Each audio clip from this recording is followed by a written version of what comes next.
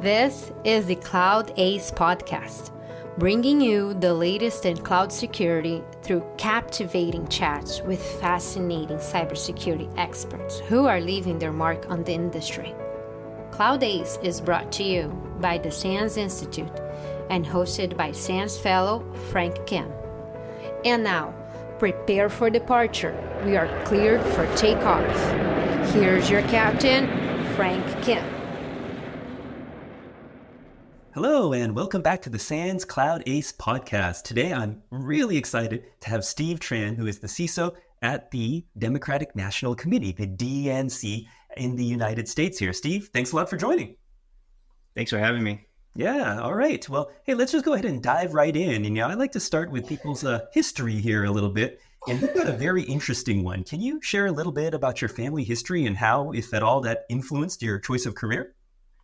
Yeah, sure. So my family came to the United States after the Vietnam War.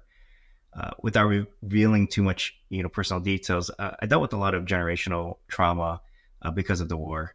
I suffered a lot of physical and emotional abuse, and there were circumstances that led me to find comfort really anywhere. And it so happened I found my solace in computers and magic. Mm-hmm. And I've talked a lot about this in other interviews and podcasts. And it was the early 90s, and a lot of people around me at school were really curious about the internet. And I was really curious about what the internet was because everyone kept talking about it. And everyone wouldn't stop talking about AOL. And I remember walking home from school one day, and I walked up to my front door and I noticed a free AOL trial disk just hanging in the little bag on the door thing. And I was like, what is this? And I put the two together and I realized, oh, this is a way to get to the internet. And I feel like the rest is history because once I got on there, I don't know what it was. I just naturally learned how to lie and impersonate chat room moderators. And I would target paid AOL subscribers in those chat rooms, and I would get them to give me their username and password. And that's how I get free internet. So I was fishing a lot at the time, and one thing led to another. And I came across different groups and websites like Hasta La Vista, and I started hacking more, pirating software more. And then I started seeking out people who had shared knowledge. And I wanted to learn more about, again, how to crack software. I learned how to use a Trojan. And one of my favorite tools I used to use a lot back then was something called Sub 7. And because I was naturally curious about how all of this stuff worked, I knew who I wanted to speak to about this. And looking back, I can't believe I was really talking to strangers. Today, I have my own family and kids, and I would never want them to do any of that. So I feel like I kind of lucked out that I didn't end up in a really horrible situation. And I kept at it. And I still remember Napster and Winamp days like it was just yesterday. And being in the cyber world was the only time I felt safe and comfortable. And of course, now that I know what I know now, again, heck no, like I'm watching my kids like a hawk because you don't know who they're chatting to nowadays. Just because I was able to get by successfully without running into some major issues, it doesn't mean that's going to be the case 100% of the time. So I'm not trying to glorify or encourage other people to let their kids talk to strangers with the belief that they're going to gain the cyber knowledge. Well, hey, Steve, you're really bringing back some memories. I definitely remember the AOL discs and AOL Instant Messenger, and that being my, one of my main modes of communication at that time when it was popular. For sure, remember Napster, Winamp, and so on. And you mentioned the tie to magic. Now, aside from security, I'm curious. There's a lot of security-related resources online at the time, right? But were there a lot of magic resources online at the time too? Because I know you've performed now, fast forward to today, and some well-known places in Southern California and stuff, right? So yeah, how did you learn all of that? I walked my butt to the local library. I couldn't, and Google wasn't a thing back then. I stumbled across a few magic books from the public library, and I just got hooked. At first, it wasn't as intuitive to me. I'm looking at some of these illustrations, and I'll admit my reading capabilities weren't also so great, But looking back, what I realized was I had resilience. I didn't give up, and I kept at it because I allowed my curiosity to propel me into really learning the material. And one day things just clicked. The light bulb just clicked, and I feel like that still happens today.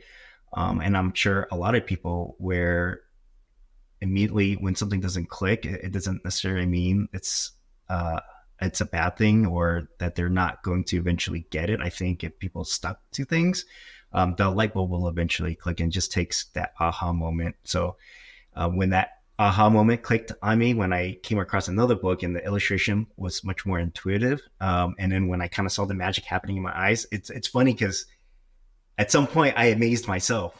Even though I know how the trick is done, I end up amazing myself because I could see how it looks from the spectator's perspective when I'm in front of a mirror, and I end up amazing myself. And then from there, that self wonderment just propelled me into more of the art. And as I got older and smarter, I feel like I was like a late bloomer in life. And there was like this intersection where I'm like, oh my gosh, like I get it now.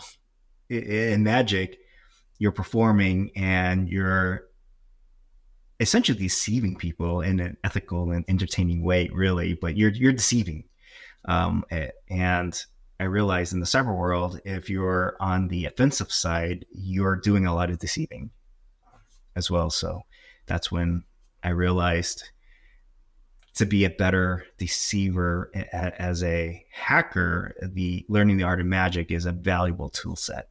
Yeah, that connection definitely makes sense. You mentioned social engineering earlier, and definitely some parallels with magic there.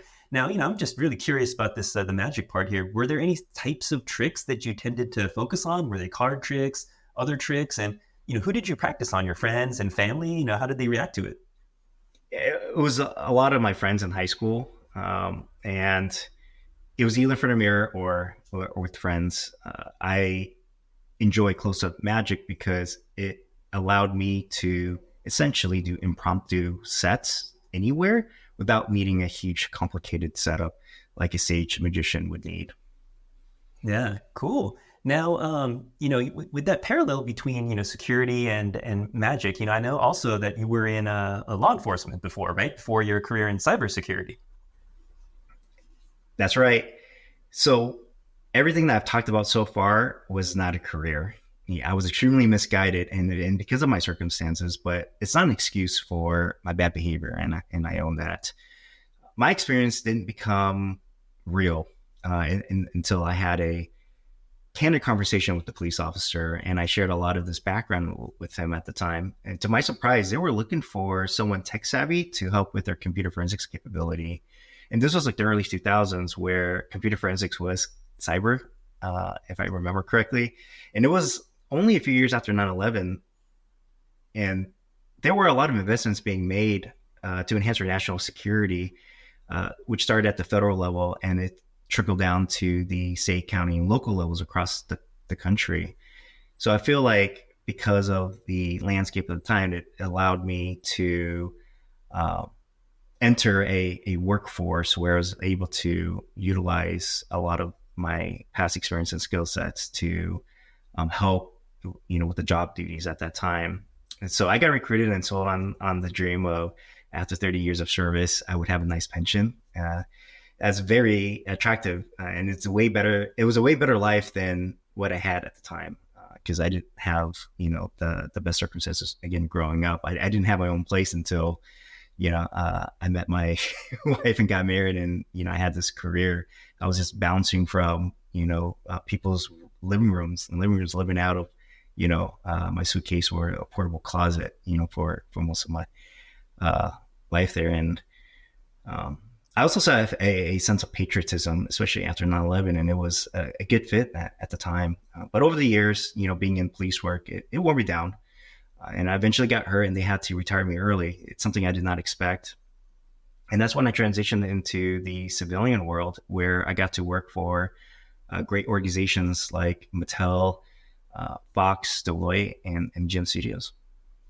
Wow. So So you were in law enforcement, and then, because of your background in digital forensics, all of that experience, then you were able to, kind of go into the civilian world and take on various cyber roles. Then it sounds like. That's exactly right. Wow. Now, hey, so you were also the CISO at MGM for, I think it was almost 5 years. Now, looking back, what did that program look like when you started, and what was different when you left? Well, when I came in, I had no team, no budget, no political capital. It was a greenfield environment for me. Uh, a program didn't exist, but there was some controls in place, but there were nowhere near the maturity needed at the time. The department heads were all very supportive, and I was able to get the security buy-in I needed to build my vision, which was to create a security model and program that's tailored for the creative world. And protecting billion-dollar assets like James Bond and the iconic MGM library was very stressful, but I enjoyed the experience a lot. Now, at MGM, so you built some pretty cool capabilities during your time there, but you were also, which not all CISOs get to do, involved in multiple high-profile M&A activities, both I think as an acquirer and, of course, being acquired with the, Amazon. I think it was what, $8.5 billion, if I remember correctly. Can you describe, for those of us that haven't, people that haven't gone through that process, what does that look like? The M&A process from a security perspective look like both pre and post merger? Sure. I'll start with what the process looks like when you are the acquirer. When I came on board, this was after MGM had already acquired Epics. I would say, maybe like 5 months before. So I came in not too long after the deal was done. And there was a lot of work that needed to be done on the MGM side to take over a lot of the workflows and infrastructure that Viacom traditionally managed for them. And from the tech and security side of the house, Epics went from being serviced by a formalized team to now MGM. And earlier I had mentioned there was a lot of work that needed to be done already. So adding this on top of all that was very stressful because I had to quickly figure out how we were going to help support Epics in a short amount of time because Viacom wasn't going to continue supporting them post-merger. And there was a lot at stake because we were facing stiff penalties if we didn't get off their infrastructure within a set deadline during the M&A process. But in the end, we all rallied together and got the job done. It was not easy at all. It took multiple trips to New York, all-nighters. But I would say the best decision I made was to leave Epics alone. And not force them to go backwards to the tech MGM was using at the time because Epics was further along in their tech and innovation capabilities. So I used them really as a driver to help level up the parent organization. I know a lot of times the common things we hear is, well, if a company acquires another company, that they expect the acquired company to be exactly like the parent organization. But I feel like if ego got in the way and we took that approach and forced them to be like us, it would have led to really bad outcomes. Because what you want to avoid is acquiring an organization and squeezing them so tight that you end up putting them out of business. Mm-hmm. Mm-hmm. So I took the same approach for the other companies we acquired over the years and built really great partnerships that lasted us until Amazon came along, and then now we became the acquiree. So yeah. I was just going to ask you. Maybe you're about to get into this too. A lot of times when this M&A activity happens, a lot of it is kind of maybe a little secretive and a little hush hush. And I've been in situations where as the security leader, I don't even necessarily know until it's close to the finish line that this is happening. But sounds like, you went through so many of them. You've had a robust process. How did you think about involving your team during this process? What I've always advocated for is less gatekeeping. And you're right. A lot of times it's this hush hush. And I was very fortunate that our leadership got us involved early in the process because it's very intimidating because you don't want to be the person or the reason why the deal falls apart during the merger process, or things get leaked out to the press and it could affect the overall deal. And people, tend to lose their minds when over 8 billion is at stake. And I appreciate that. And I understand why. But, during the pre-merger process, there's a ton of work and documentation gathering that needs to happen at all levels and from every department. So it's really important to build a well-structured and secure process of how both companies would share and collaborate on data. So, finding things like how you would set up a data clean room really mattered at that time. And, I would say what I didn't know, wish I knew, is like, what are some of the etiquettes, I guess you can say, or what the expectation is and who should be involved, who shouldn't be involved. Because of the lack of clarity, I kind of made my best judgment on, I'd rather have people have information sooner rather than later. And especially if I anticipated that post-merger that their day-to-day work or their role would radically change. The last thing I wanted to do was traumatize them, and they would encounter that like out of nowhere. To your point, right? They find out when it's all said and done, and all of a sudden, what they're used to doing year after year is now radically change overnight. That could be really harmful to kind of like their mental state, but then also to like their career and ultimately livelihood. Because we all have ourselves and our families to take care of, and I'm always thinking about people first. Even though 8 billion was at stake, I feel like we could have a good balance between commercial and doing the right thing and taking care of people first. And it really worked out well because they were able to acclimate during the post-merger process much quicker, much more seamless. And today they're doing really well. None of them have gotten laid off, which is great. And I'm really proud of them because I allow them to have an opportunity to learn and grow, from this perspective too, from what an individual contributor could do during a M&A process. Is not just the business executives.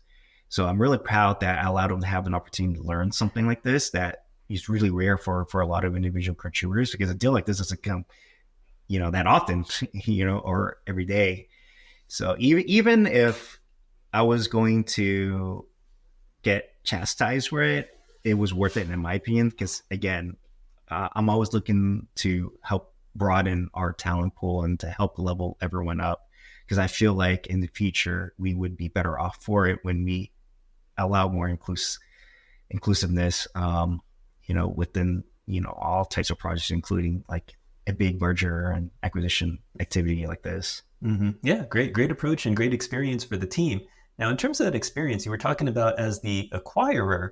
What type of technical due diligence did you commonly ask the team to do? And then compare that to when being acquired. Was there a different type of due diligence, technical due diligence that you saw that you had to experience from the other side of the table?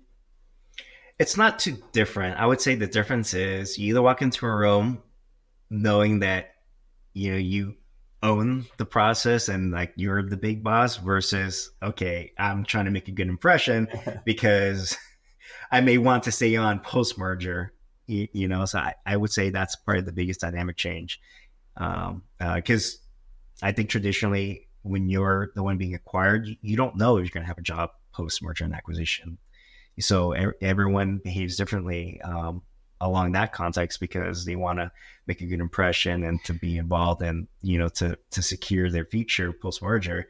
But when you're the acquirer, it's like another day for you. And what you really want to, from a security perspective, you want to make sure that you give the C-level, the best information you can at the time so they can make the best decision that they can make. It's all different than building out a SOC, garbage in, garbage out mentality, right? Because, if you're the acquirer and you're going through this due diligence process and you realize that there is something that could be material, like that's the most important thing is like, what could be material to an organization post-merger? And you want to bring that to light so it could be addressed before everyone signs on the dotted line there. Because, two common outcomes that can happen. One, the final price changes because, if we're going to have to make a lot more investments to get them to an acceptable level, then why are we going to pay at a higher rate if we can get it done at a lower rate to be able to compensate for that. Or two, the deal just doesn't happen at all because the risk could be too great and so it would not be worth it. And so being the acquiree and then Amazon coming in, with the level of due diligence they were doing, from my perspective, was very validating that the programs, policies, and controls you put in place was good enough for them. Because at the time, you have your vision, you're trying to implement your vision, but, I always feel like a good, barometer or measuring stick is when someone objective from the outside come in and giving the feedback. Because I can attest all day long and think, we're, all that, but it's all about reality, is how we perceive ourselves reflective of reality.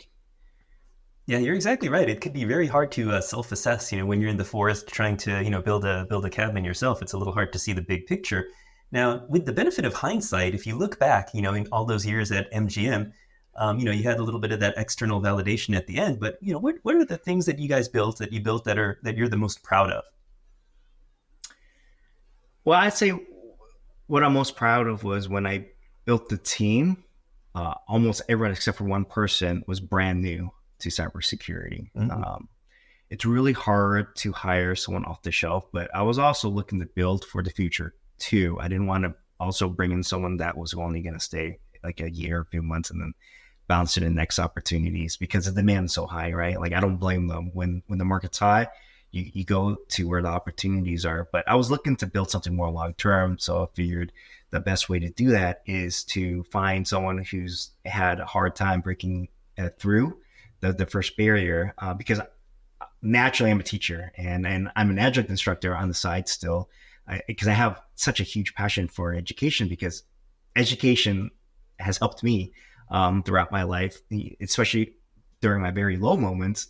It's teachers that lift us up. And I feel like I've had some experience where I had really awesome teachers that went out of their way. And it just planted enough of a seed for when I knew a good opportunity would come up that could turn my life around, I was able to take it versus, heading down and staying in a really dark path.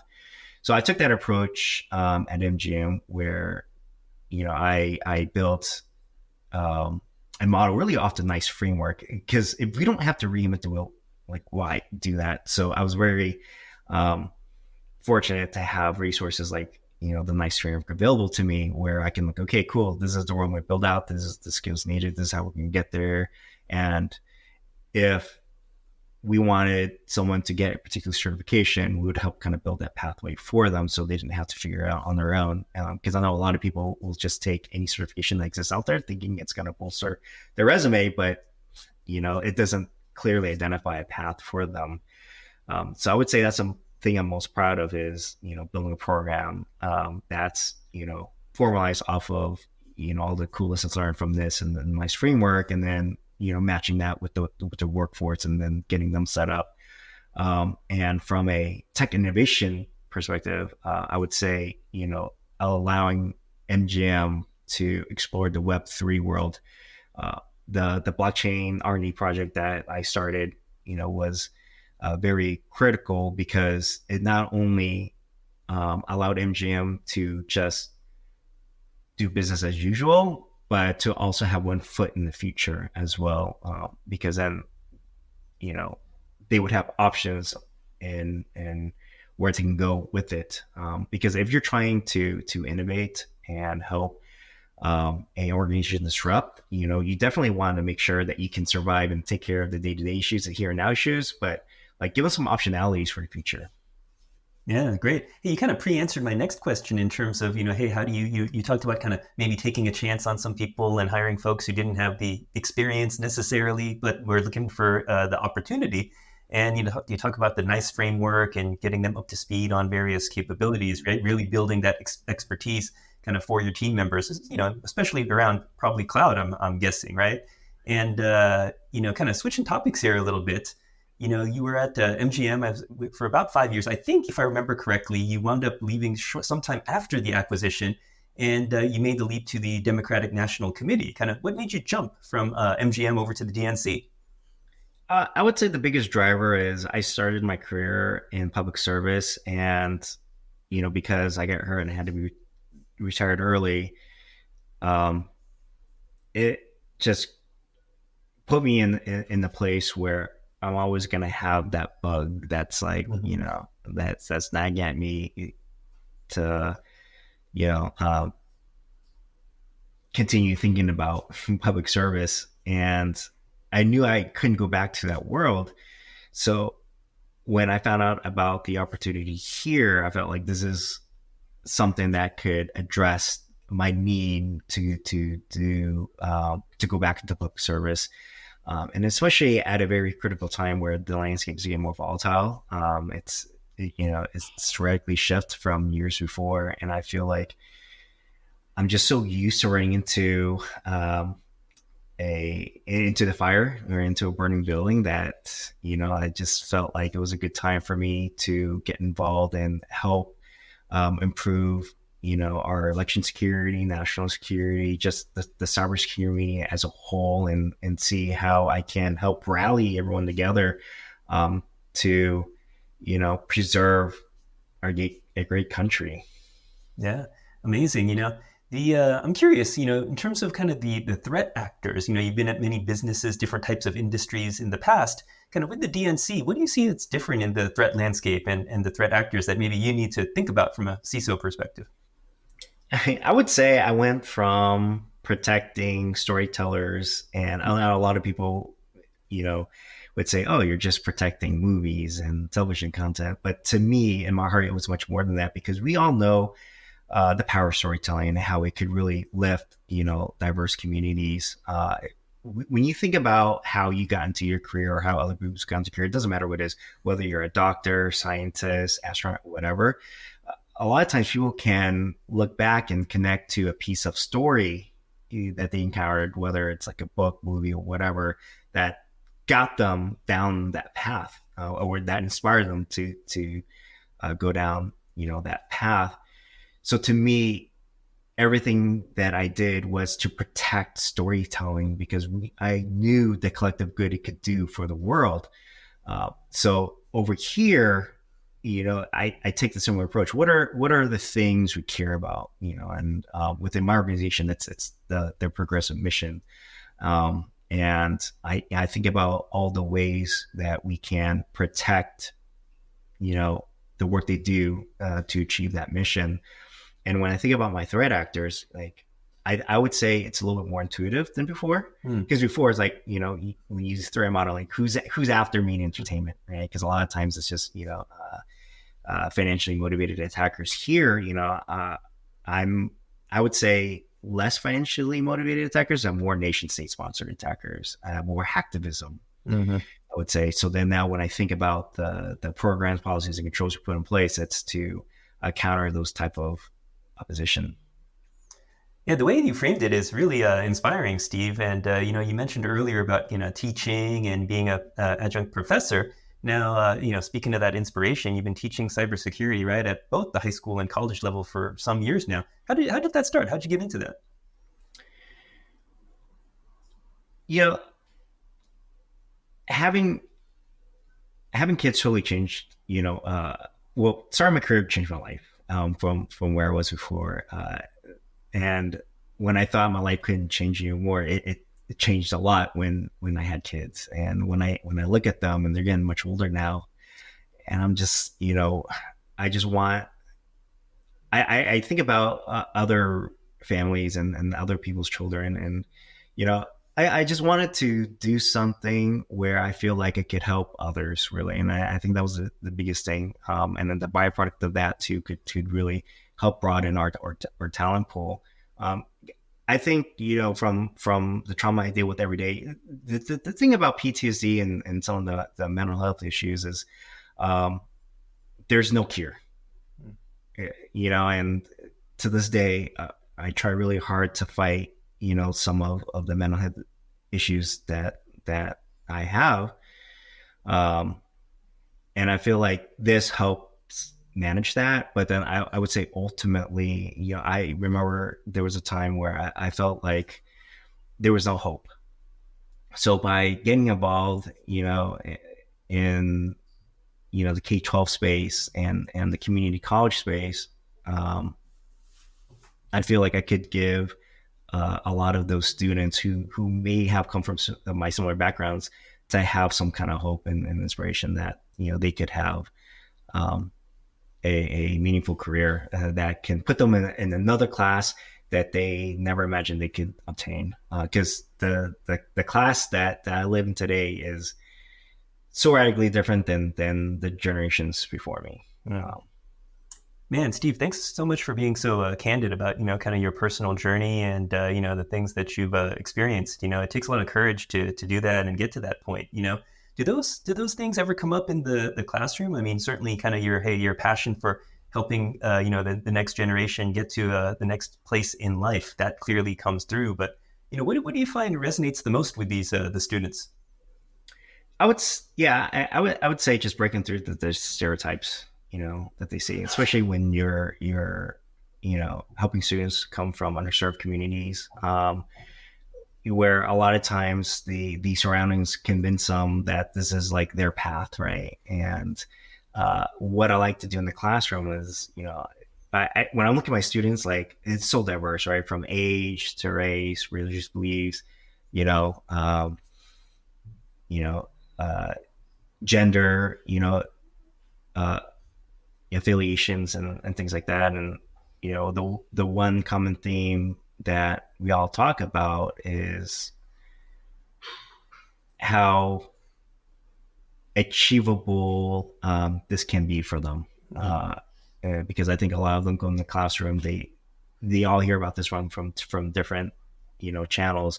But to hear, for them to hear it from me saying, hey, like you belong and all that stuff, I think, the one thing that resonates with everyone is like, hey, like I didn't think I would have a future, but because I took this class, I feel like I have a future. And it's just coming from all walks of life. That's amazing. The and I mean, even just hey, your personal story and journey, but also just hey, there's not always people that look like us in front of the classroom, right? So I think just being around people that from different backgrounds, like you said, and seeing what's possible, seeing that it's possible is very powerful. You're also the founder of an organization called Silicon Scholars. Tell us about that. What's the goal of the organization?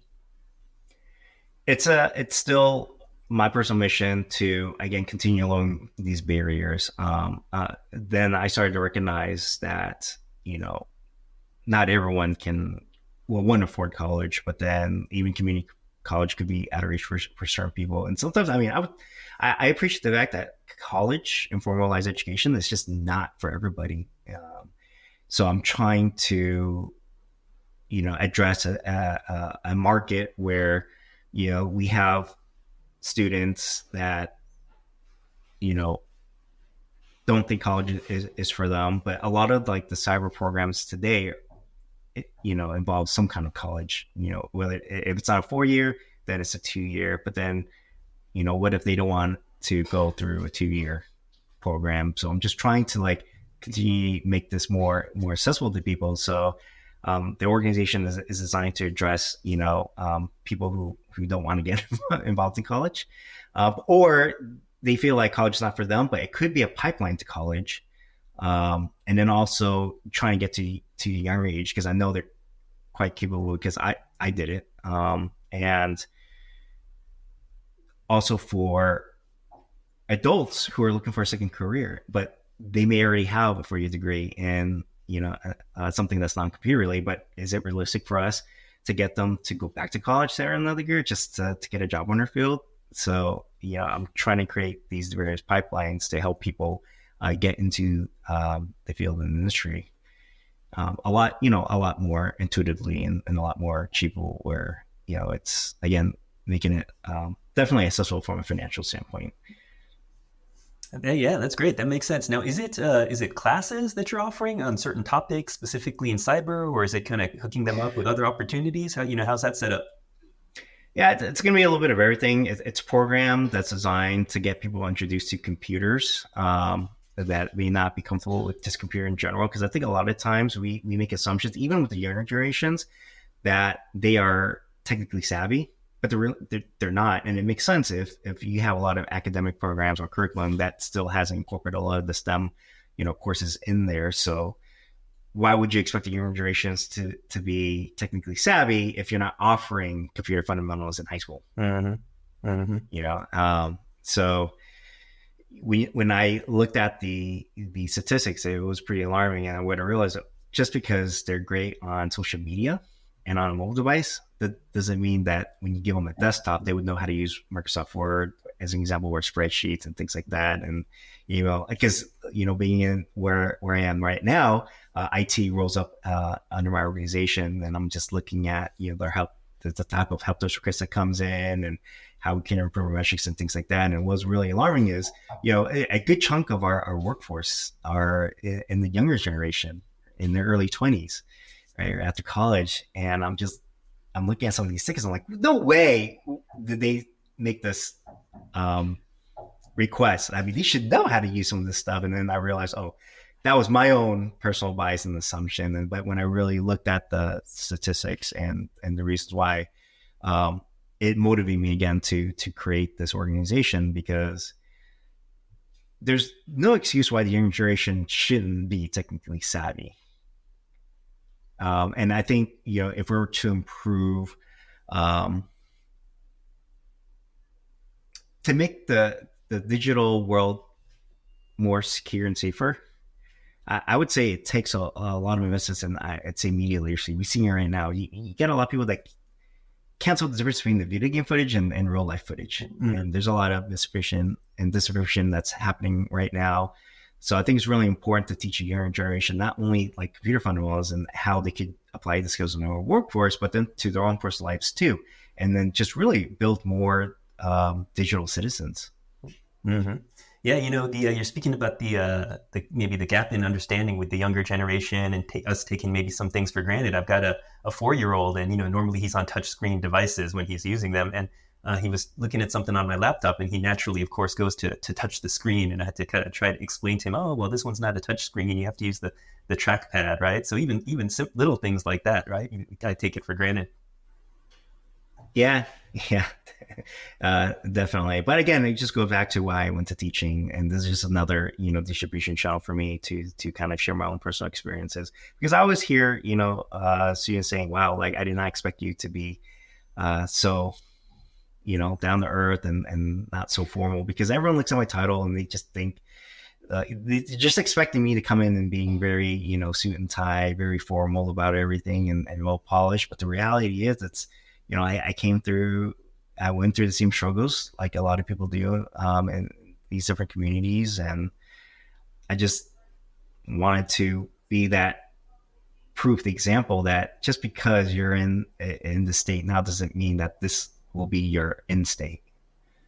Yeah, well, hey, you're definitely an advocate for, helping the next generation and trying to get them to help them take the next step. And, what do you think it would take to, maybe even get more people at scale, more people from diverse backgrounds into cloud and cybersecurity? Yeah, I would say, one, we need to stop with the gatekeeping and making ourselves feel better that we're smarter than they are, right? I mean, I just remember looking back early in my career, how uncool, it was for me to kind of share like the work that I was doing, because people were like, "Oh, you're just a nerd, right?" And it was very kind of lonely, I would say, in the early days. I'm not sure if you went through something similar, but I feel like we're at a state now where our field is cool. It's being talked about everywhere and a lot, and I just never imagined the career. I mean, how that career like evolved to what it is today. And if people are really interested, like, why are we going to make it harder for them? We don't want to turn them away, because I don't want to go back to that lonely early days where no one wanted to be in this field. If people want to be in this field, like, we have to constantly find ways to get them in, but not only get them in, but to keep them in. I'm going to use CTF as a perfect example. I just, I kind of, lost appreciation for how I got started. It was like, I would say a lot of hours and sleepless nights, and it was really hard, right? But just because it was hard for us, does it mean it has to be hard for them? No, like we have really advanced sophisticated technology today, but yet we can't figure out how to continue lowering barriers to get people in and to keep their interest. And I just realized with CTS, it's like, man, we make it really complicated every time we do one of these things. Yeah, but like no one, I mean, it wasn't until, the US Cyber Games where I feel like that's a game changing approach where it's like, oh, why don't we make challenging a little less crazy? But we turn up the stress by the speed and pace of which, they have to solve the problem. Just because you can solve now that problems are created where it can be solved in like 45 minutes or less versus like a week, right? It doesn't dilute or take away from the objective of building cyber talent. They'll eventually get there, but we can't get there. We don't think about the upstream, how we make the upstream much better. Mm-hmm. Yeah, I mean, and you're definitely right. The field is, exciting. People are interested in security and, of course, technology. Of course, with the web and cloud and now AI. And I guess one last thing that I want to ask you here is kind of what are you most excited by in security overall? Whether it's new capabilities, tools, techniques. What are there things that you're having your team think ahead for, plan ahead for, and kind of get ready for? Yeah, I would say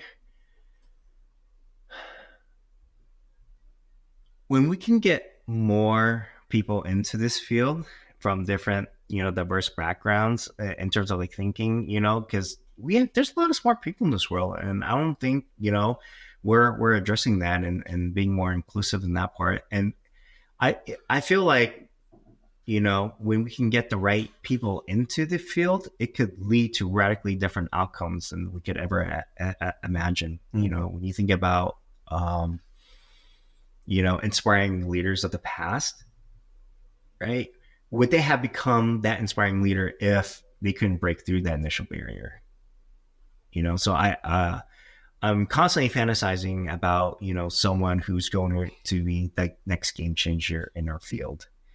Because I think there's a lot of conversation already going on around AI safety, security, and ethics, and just cloud security, maturity, and all of that. But I think what I'm most excited about is like, someone who can come in to radically change your mental model as a whole, how we look at security. That's what I'm always trying to chase down when I'm on, Mastodon and some of the social media is I just feel like we've done a lot of things the same way for so many years. So I'm just looking for someone to come in and radically change our mental model. Yeah, I love that. I love the focus on the mindset. That's great. All right. Hey, we're going to go ahead and switch gears now and kind of take us, before we close, I'm going to give you the opportunity to ask me any question you like, a little bit of a reverso round. So hopefully you remembered the reverso round here. So yeah, I'll let you take it away. Yeah. I want to hear more about, your background, how you got into this field.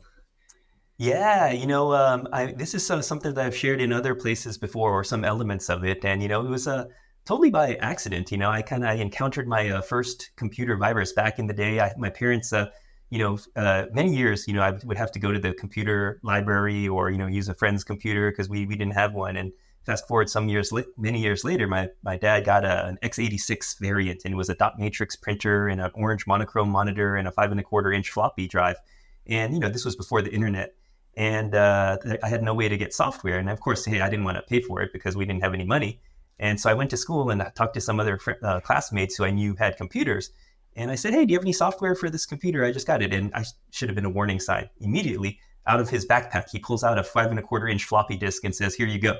And so, me not knowing anything about security and not being wary, I go home and slide it in, and I close the little lever to keep it in place, copy over the files and run some software. And fortunately, it was a benign virus that he introduced. It would play Mary Had a Little Lamb over and over on a loop on the little tinny speaker. And it took me forever to figure out how to get rid of that, and, using the DOS prompt and everything.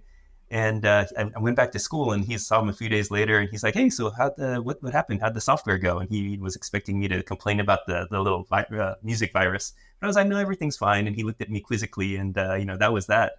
And I think maybe as a kid, that was one of the things that first got me kind of thinking about it, into it. But I didn't actually start in security proper. I started as a developer, engineer, building applications, kind of in the early days of the web. And short story is I wrote a bunch of bad code that I had to then figure out how to fix. And that's basically what got me into security.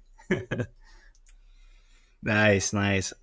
I love hearing other people's story, and I would love now the follow-up question to that is because the reason why I like hearing other people's stories is to also showcase that there is a linear pathway to this field, right? Would you agree? Oh yeah, for sure. I mean, even day to day, week to week, right? Hey, years ago, even though I had taken computer classes in school and everything, what they didn't teach me at the time was software development. So I get my first job, and I'm kind of expected to know all these things about software development, and just kind of have to pick it up on the fly. And then even in security, I remember starting to use the cloud for the first time, and even though I had a coding background, I was like, oh, now I got to write a bunch of CloudFormation code and infrastructure code and figure out how to do that and understand the alphabet soup of all of the AWS services and what they all mean. And it's definitely a learning curve here. So it's definitely true that it's for sure not linear. And even from a day to day, right? It's, not linear as well. It's only when I look back kind of across the big picture, maybe months or even years, I can kind of say, and I personally, I've got maybe that's something I could personally improve on, because every time I do something or maybe accomplish something, I think, okay, what's next? What's the next thing? Where instead of taking a moment to kind of appreciate kind of what's actually happened before and what it took to get to that point. Yeah.